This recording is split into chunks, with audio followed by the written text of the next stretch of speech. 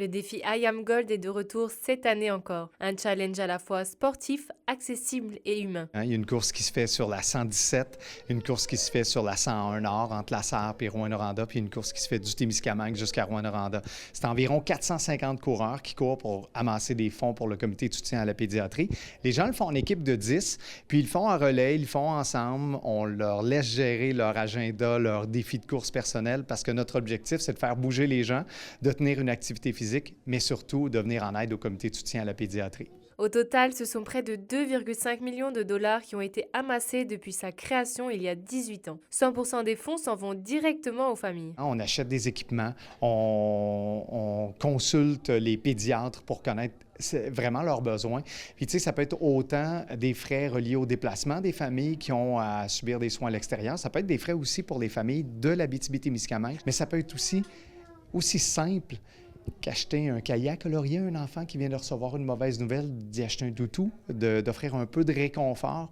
L'an passé, ce sont 53 familles qui ont pu être aidées avec plus de 105 000 dollars de récoltés. Une somme qui a notamment pu contribuer au réaménagement du centre des suivis des prématurés de Rouyn-Noranda. On a vraiment fait un projet global, tant pour rafraîchir les locaux qu'acheter les équipements aussi pour s'assurer que le centre soit vraiment là, à la fine pointe là, de ce qu'il y avait besoin.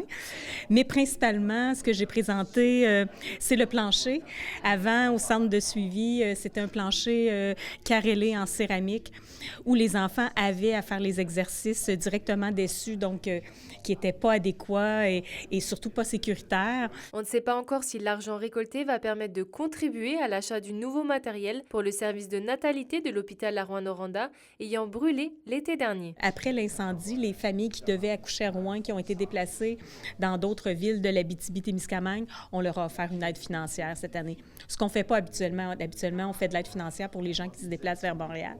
Mais étant donné la situation, bien évidemment qu'on a élargi nos critères et ça nous a fait bien plaisir. Là.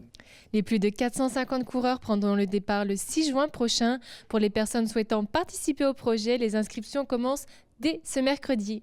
Charline Bakowski, RNC Nouvelles, Rouyn-Noranda.